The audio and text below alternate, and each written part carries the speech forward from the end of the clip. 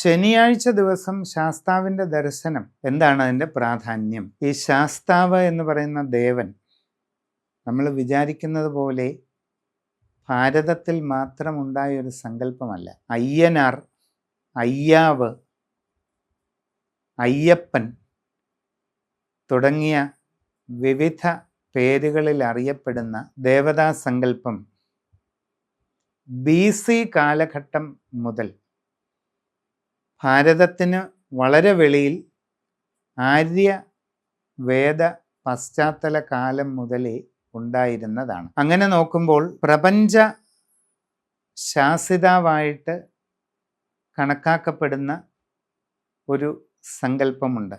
അത് ശാസ്താവ് എന്ന് നമുക്ക് കരുതേണ്ടതായിട്ട് വരാം. ശാസിത്വേന വദിത, ശാസിച്ച് ചൊല്ലുന്നത് എന്നാണ് അതിൻ്റെ അർത്ഥം.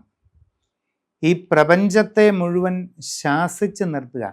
ഈ നമ്മൾ മലയാളത്തിൽ പിള്ളേരെ ശാസിച്ചു എന്നൊക്കെ പറയുന്ന ആ പ്രയോഗമല്ല. അവിടെ നമ്മൾ ഞാൻ അവനെ ശാസിച്ചു എന്ന് പറഞ്ഞാൽ വഴക്ക് പറഞ്ഞു എന്നാണ്. ശാസിക്കുക എന്ന് സംസ്കൃതത്തിൽ ഉദ്ദേശിക്കുന്ന അതൊന്നുമല്ല, പഠിപ്പിക്കുക എന്നാണ്.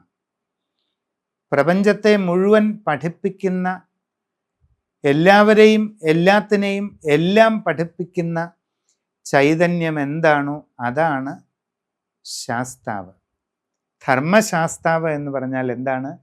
ധർമ്മം പഠിപ്പിക്കുന്ന ദേവൻ.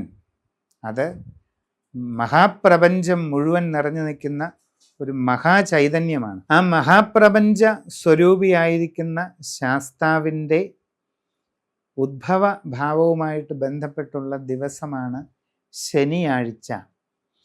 ശനി എന്നുള്ള ദേവതാ സ്വരൂപം ശാസ്ത്രസങ്കല്പത്തിൻ്റെ അംശഭാവമായിട്ട് കണക്കാക്കുന്നുണ്ട്. അപ്പോൾ അതുകൊണ്ട് ഈ ശനി ഒരു വലിയ ശിക്ഷകനും രക്ഷകനുമാണ്.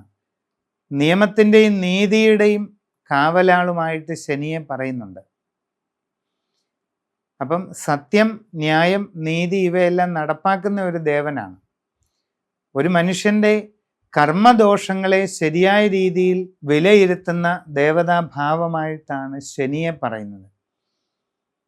നീതിമാർഗകോവിദം എന്ന് ശ്ലോകത്തിൽ എടുത്തു ചൊല്ലുന്നുണ്ട്. അപ്പം അങ്ങനെയുള്ള ശനിയുടെ പൂർണ്ണഭാവമായിട്ടാണ് ശാസ്താവിനെ പറയുന്നത്. അപ്പം ശാസ്താവിൻ്റെ പൂജ, ആരാധനകൾ എല്ലാം തന്നെ ശനിയാഴ്ച ദിവസം ചെയ്യുന്നത് നമുക്ക് പരിപൂർണമായ ഒരു സംരക്ഷണത്തിൻ്റെ ഭാഗമായിട്ട് വരുന്നു എന്നുള്ളതാണ് സങ്കല്പം.